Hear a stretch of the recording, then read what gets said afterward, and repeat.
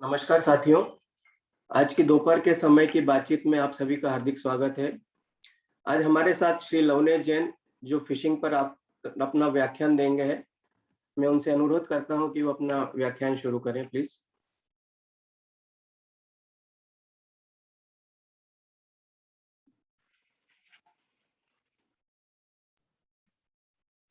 Very good afternoon to all. आज का हमारा लंच और टॉक का टॉपिक है फिशिंग। आपको स्क्रीन दिख रही है सब? Very good afternoon. फिर से आपको दिख रहा है अभी यहाँ?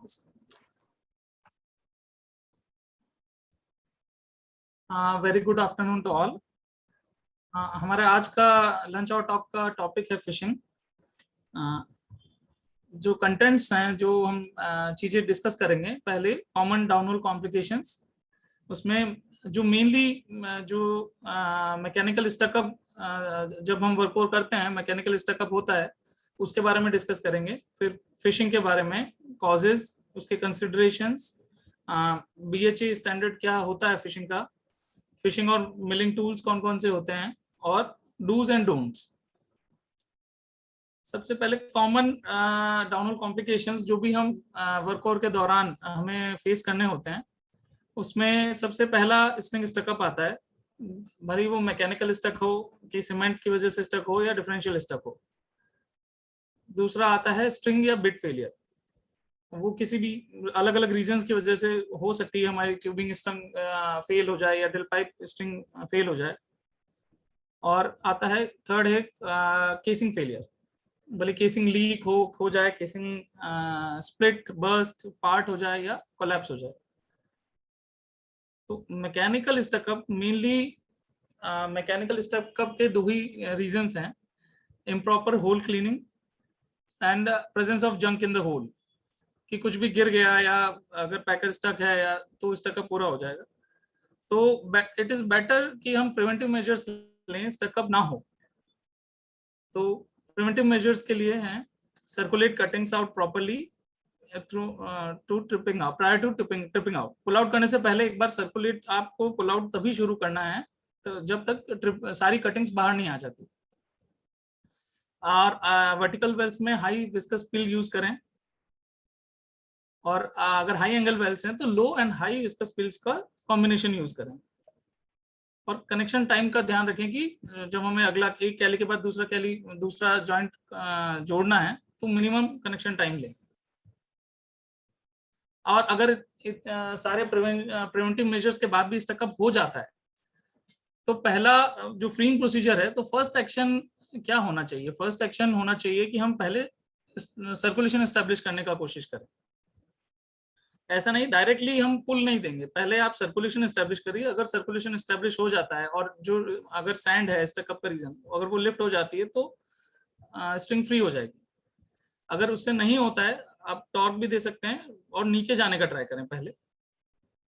सेकेंडरी प्रोसीजर में रहेगा कि अगर सर्कुलेशन एस्टेब्लिश नहीं हो पा रहा है और उसके बाद भी रिलीज नहीं हो रहा है तो देन पुल दें।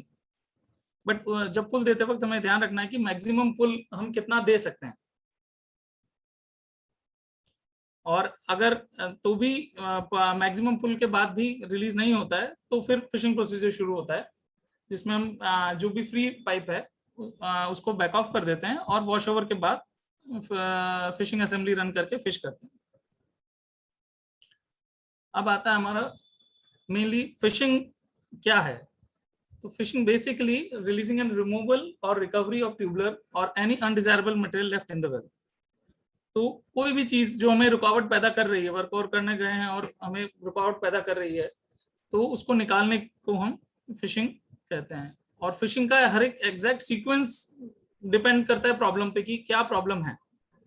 और हर एक सक्सेस, हर ऑपरेशन की सक्सेस अनसर्टेन है।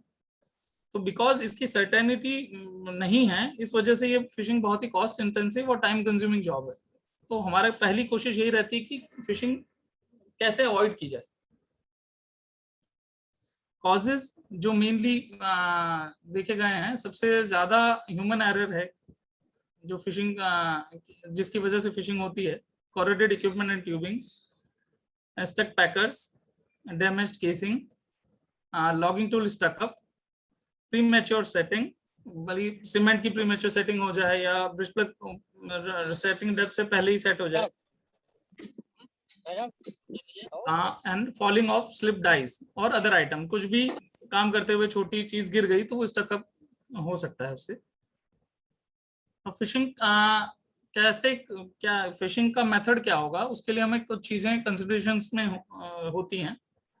सबसे पहले कि नीचे क्या गिरा है, अगर डाउनहोल रूल वेल के अंदर क्या चीज है वो पता होगी तो अकॉर्डिंगली वी कैन प्लान कि कैसे फिश करना है।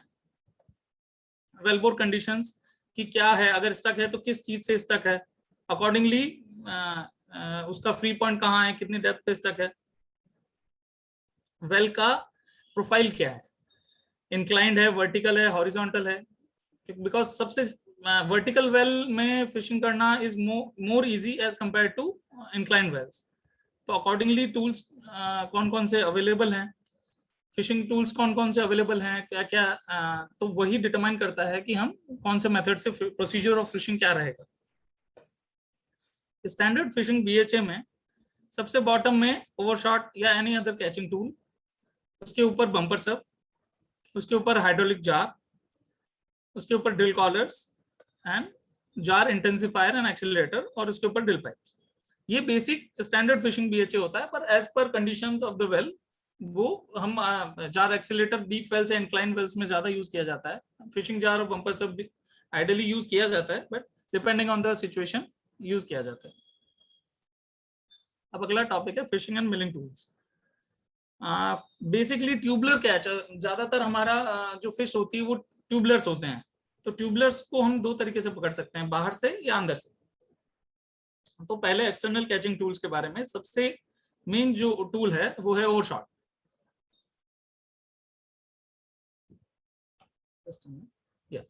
तो ओवरशॉट है सबसे वाइडली यूज किया जाने वाला टूल है, सबसे स्ट्रॉन्ग टूल है, पॉजिटिव ग्रिप टूल है, और इसका है डायरेक्ट कैच टूल। मेन सबसे ज्यादा एक फायदा यह है कि इसमें हमें रोटेशन नहीं देना होता है, डायरेक्टली कैच कर लेगा, और रिलीज अगर हम कराना चाहें तो रोटेशनल हम इसको रिलीज कर सकते हैं, अगर फिश स्टक है पूरी और हम फिश रिलीज नहीं हो पा रही है तो। और प्रॉपर एक मेन चीज ओवरशॉट के अंदर ये ध्यान रखना होता है कि प्रॉपर साइज का ग्रैपल चाहिए इसे। अगर अगर आपको फिश का ओडी पता है ट्यूबलर का, तो उसी साइज का ग्रैपल आपको अंदर फिश ओवरशॉट को रिड्रेस करना है उसी ग्रैपल से, अकॉर्डिंगली वो उसको पकड़ेगा। और एक और कंडीशन है कि fish should be round. Overshot के साथ एक ही लिमिट है कि फिश का ओडी पता होना चाहिए हमें, और फिश राउंड होना है, मतलब सर्कुलर शेप होना चाहिए। दूसरा एक्सटर्नल कैच में आता है डाई कॉलर। डाई कॉलर के साथ ये है कि बहुत ही सिंपल है, वो सिंगल बॉडी होता है, इसमें कोई जॉइंट्स नहीं है, अंदर हार्डन विकर्स होते हैं और टेपर्ड है, जैसे आप देख सकते हैं इसके अंदर ये टेपर्ड है अंदर। तो ये जो भी इस रेंज के अंदर ओडी होगा फिश का, वो इसको ग्रिप कर लेगा। तो अगर हमें फिश का ओडी हमें सर्टेन नहीं है, लेकिन हमें रेंज पता है कि इस रेंज के अंदर फिश का ओडी है, तो then we can use die collar. बस इसका एक नेगेटिव ये है कि ये नॉन रिलीजिंग है। अगर इसने एक तो रोटेशनल कैच है, हमें रोटेशन के साथ इसको ये फिश को एंगेज करता है, और ये नॉन रिलीजिंग है, एक बार पकड़ लिया तो हम इसको रिलीज नहीं करा सकते हैं, इन होल डिफिकल्ट होता है। अब जैसा एक्सटर्नल कैच में दो टूल्स हमने देखे, ओवरशॉट और डाई कॉलर, वैसे ही इंटरनल कैच में टूल्स हैं। पहला है स्पीयर, ये अंदर से किसी ट्यूबलर को अंदर से पकड़ने के लिए यूज करते हैं।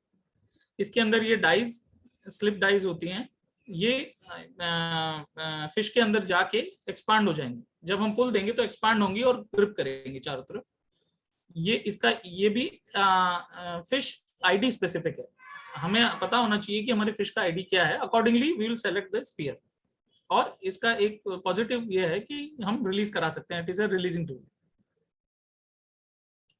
और जस्ट लाइक डाई कॉलर एक एक्सटर्नल कैच है, वैसे ही इंटरनल कैच होता है मेल टिप। इसके अंदर भी विकर्स हैं, और इसका ओडी, टूल का जो ओडी है, स्मॉलेस्ट विकर से लार्जेस्ट विकर तक होता है, और इस रेंज में अगर आईडी होगा तो ये पकड़ लेगा। बट नेगेटिव पॉइंट इसका ये है कि ये नॉन रिलीजिंग टूल है। अगले टाइप ऑफ, ये तो हो गए जो हमने देखे ट्यूबलर कैचिंग टूल्स। अब आते हैं जंक कैचिंग। अगर ट्यूबलर नहीं है, कुछ जंक गिरा हुआ है, तो टूल्स में आता है बूट बास्केट या जंक बास्केट या जंक सब बोलते हैं। ये इसके अंदर ये हम मिलिंग टूल्स के ऊपर लगाते हैं, तो जो भी कटिंग्स हैं वो सर्कुलेशन के साथ ऊपर, जो अगर हैवी कटिंग्स हैं वो इसके अंदर गिर जाएंगे। और जो मेनली काफी बार यूज करते हैं रिवर्स सर्कुलेशन जंक बास्केट। ये छोटी छोटी चीजें अगर गिर गई हैं, जैसे पीओपी की बॉल सेट को रिकवर करना है या टीसीआर बिट के रोलर को रिकवर करना है, तो उसमें हम reverse circulating junk basket use करते हैं। इसके अंदर जो मेन पर्पज है, हम यहाँ से फॉरवर्ड सर्कुलेशन देंगे। जब यहाँ बॉल ड्रॉप कर देते हैं तो यहाँ से सर्कुलेशन इसके वॉल्स में होता हुआ या अंदर रिवर्स हो जाता है बॉटम में जाकर। तो इस रिवर्स होने की वजह से एक वेंचुरी इफेक्ट क्रिएट होता है, सक्शन इफेक्ट, और जो भी लूज जंक है वो इसके अंदर आ जाएगा। और यहाँ बॉटम में एक जंक कैचर लगा है, स्टैंडर्ड कैचर। ये हिंज टाइप फिंगर्स हैं, तो ये एक बार अंदर आ गया तो बाहर नहीं जाएगी। जो भी जंक अगर कलेक्ट होता है तो इसके अंदर बाहर नहीं जाएगा। और अगला आता है फिशिंग मैग्नेट। फिशिंग मैग्नेट, छोटी छोटी चीजें अगर गिर गई हैं और वो उसको हमको लाना है, तो फिशिंग मैग्नेट भी कई बार यूज किया जाता है। फिर आता है, अब किसी चीज को हम निकाल नहीं पा रहे हैं तो हमें मिलिंग करना होता है। उसको मिल करके पूरा छोटे छोटे टुकड़ों में तोड़ देते हैं। तो सबसे ज्यादा यूज होता है फ्लैट मिलिंग टूल। इसमें अलग अलग शेप्स भी आती हैं, स्टार टाइप और पायलट मिल। फिर आता है कोनिकल मिल, जिसमें इसमें इन टूल्स को हम टंगस्टन कार्बाइड से रिड्रेस करते हैं। और आता है wash over. Wash over basically standard wash over 3 parts में होता है। ये ड्राइव सब और टॉप सब, बीच का बैरल एंड शू। तो एज पर रिक्वायरमेंट शू डिजाइन होता है कि हमें कितना इनसाइड में कार्बाइड लगाना है कि बॉटम में कार्बाइड लगाना है, अकॉर्डिंगली। और आते हैं एसेसरी टूल्स, जो हमारी फिशिंग टूल्स के साथ लगते हैं या हमें एडिशन में हेल्प करते हैं। पहला है इंप्रेशन ब्लॉक। इनकेस हमें नहीं पता है कि क्या है, फिश क्या है, फिश का ओडी क्या है या जंक किस टाइप का है, तो हम इंप्रेशन यूज करते हैं, अकॉर्डिंगली डिसाइड करते हैं। ये अगला है फिशिंग जार और जार इंटेंसिफायर और एक्सेलरेटर। ये जार ओवरशॉट के ऊपर लगते हैं। कोई चीज स्टक है और हमें उसको हैमर करके निकालना है, तो ये अपवर्ड जारिंग, अपवर्ड हैमरिंग करता है। और उसी के साथ जार और ओवरशॉट के बीच में लगेगा बम्पर सब। ये एक तरह से शॉक एब्जॉर्बर का काम करता है कि जो भी शॉक देना है वो नीचे इम्पैक्ट, मैक्सिमम इम्पैक्ट नीचे जाए, ऊपर ना आए। जार काम कैसे करता है? एक्चुअली जार का काम करने का ये है कि ये जो येलो कलर का है ये एक पिस्टन होता है और रेड कलर का ऑयल, इसमें हाइड्रोलिक ऑयल भरा होता है। तो जब ये पिस्टन इस एरिया से मूव करता है तब यहाँ ऑयल लीक होने के लिए रास्ता नहीं है। तो ये ऑयल जैसे ही हम पुल देंगे तो ये ऑयल अंडर प्रेशर आ जाएगा, ऑयल में प्रेशर आ जाएगा और इसके अंदर एनर्जी स्टोर हो जाएगी। लेकिन जैसे ही पिस्टन ऊपर आता है, इस बड़े एरिया में आता है, तो सारी ऑयल की एनर्जी कन्वर्ट होती है, ऑयल एकदम से नीचे जाता है लोअर कैविटी में। तो ये जो पिस्टन है, ये नॉकर यहाँ से हिट करता है इसको, येलो पिस्टन है, ये सीधा हिट करता है इसको, इस वजह से ऊपर की साइड एक झटका आता है। तो इस तरह से जार हमें अपवर्ड हैमरिंग करता है। अगला है repair and remedial tools. In case casing damage जहां जहां हमें मिलता है, अगर केसिंग माइनर बल्जिंग होगी, इनसाइड बल्जिंग, तो हम केसिंग रोलर यूज करते हैं। केसिंग रोलर उसको बड़ा, मतलब आईडी को बड़ा कर देगा जितना हमें रिक्वायर्ड है। केसिंग स्ट्रेच भी वही काम करता है, बट इसके अंदर हमें ओनली हैमरिंग करना है। केसिंग रोलर में हमें जिस पॉइंट पे स्टक है वहां जाके हमें घुमाना है, रोटेट करना है। और एक आता है केसिंग पैच। ये एक्सटर्नल केसिंग पैच है, वैसे इंटरनल केसिंग पैच भी आते हैं। ये बेसिकली अगर केसिंग खराब हो गई है तो वहां से हम केसिंग, ऊपर की केसिंग निकाल के केसिंग पैच के साथ नई केसिंग जोड़ के इसको एंगेज कर लेंगे लोअर केसिंग से। फिशिंग के दौरान मेनली डूज एंड डोंट्स ज्यादा इंपॉर्टेंट है कि हम किन चीजों का ध्यान रखें। सबसे पहले always prefer to use strongest positive catch and releasing tool. हमें ये ध्यान रखना है कि पॉजिटिव कैच ये कि ग्रिप अच्छा रहे और हमें अगर जारिंग करनी पड़े तो जारिंग कर पाए, और रिलीजिंग इन केस अगर फिश स्टिक है तो हम रिलीज कर पाए। और ये हमें हमेशा पता होना चाहिए कि मैक्सिमम ओवरपुल कितना सेफ ओवरपुल कितना दे सकते हैं। ये डिपेंड करेगा रिग कैपेसिटी पे और हमारी स्ट्रिंग की स्ट्रेंथ पे कि लो सबसे कमजोर स्ट्रिंग में क्या चीज है। और हमेशा फिश को एंगेज करने से पहले एक बार एक साइकिल सर्कुलेशन करना जरूरी है, ताकि अगर कोई भी डेब्री है या फिश जो हमारा जो किल फ्लूइड है वो कंडीशन हो जाए। और ट्रिप पुल आउट से पहले भी आपको अगर कटिंग्स हैं या जो भी है तो भी एक सर्कुलेशन करना जरूरी है। कटिंग्स को उठाने के लिए विस्कस पील स्वीप्स यूज करें, मिनिमाइज कनेक्शन टाइम, और इंश्योर करें कि maximum OD of the tool जो केसिंग के ड्रिफ्ट आईडी से कम हो, ताकि उसके हमारे टूल के स्टक होने की चांस कम हो।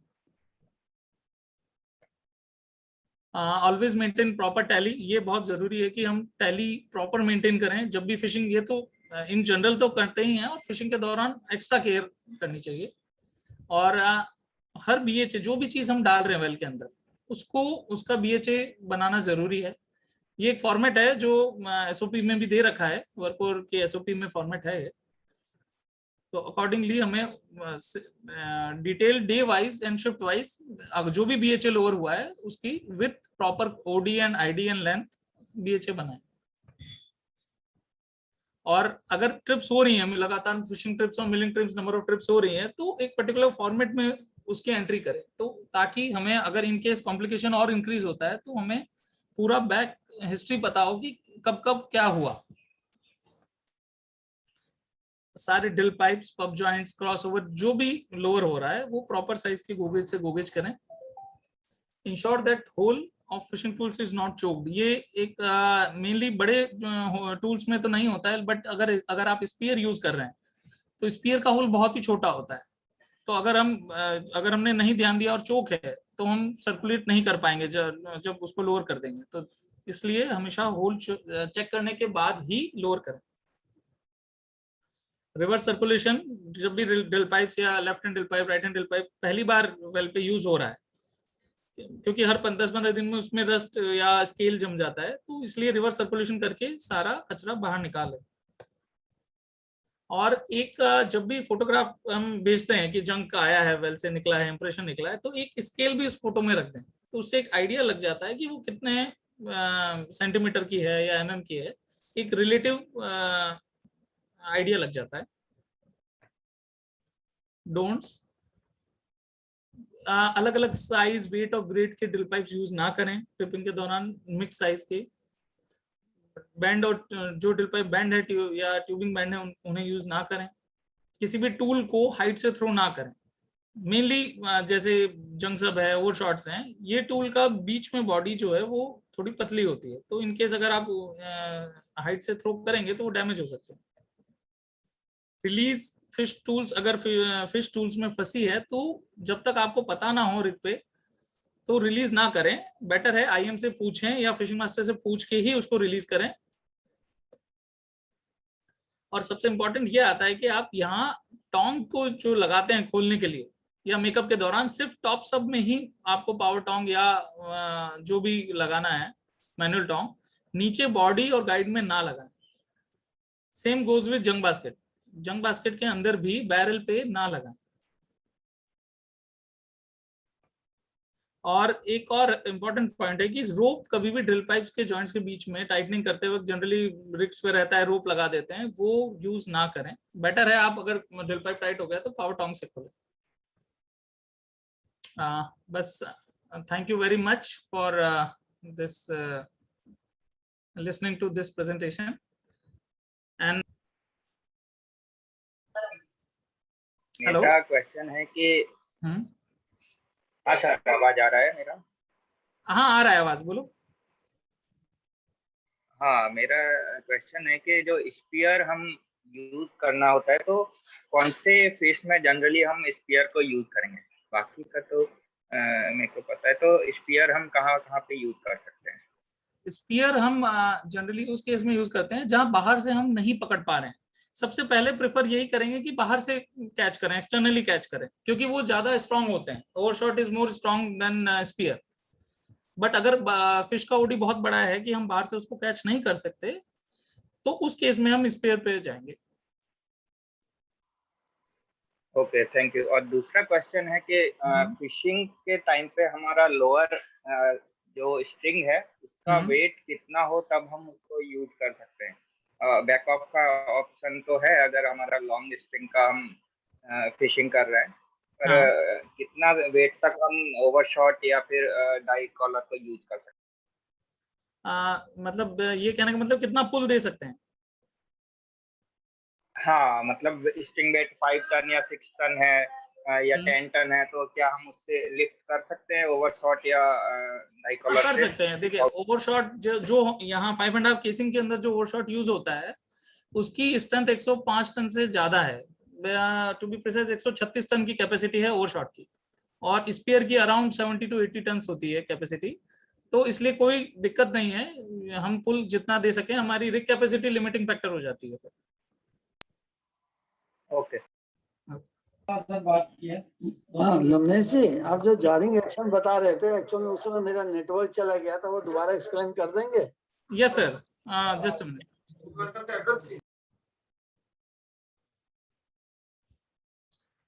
सर जारिंग में जब ये जार पूरा क्लोज होगा तो ये पिस्टन सबसे नीचे होगा, येलो कलर का जो पिस्टन है ये सबसे नीचे होगा। जब हम जैसे जैसे पुल बढ़ाते हैं तो ये पिस्टन मूव होगा, लेकिन ये जो ऑयल है रेड कलर में जो ऑयल है ये कंप्रेशन में आएगा, क्योंकि यहाँ आईडी कम है, तो ये मीटरिंग स्ट्रोक बोला जाता है इसे, कि यहाँ ऑयल बहुत धीरे धीरे ऑयल आता है। तो अगर हमने सफिशिएंट पुल दे दिया, जैसे जैसे पुल बढ़ा रहे हैं, जैसे ही पिस्टन इस फ्री एरिया में आता है सर, जहां आईडी ज्यादा है, तो एकदम से ऑयल के अंदर जो एनर्जी स्टोर्ड है वो रिलीज होती है, और पिस्टन को एकदम जो फुल जितना हम पुल दे रहे हैं वो एकदम फ्री ऊपर हिट करता है। पिस्टन विल हिट ऊपर, एकदम सीधे नॉकर को हिट करेगा यहाँ, और वही जितना तेजी से हिट करेगा उतना ही झटका नीचे फिश को मिलेगा। Okay, thank you. Yes sir.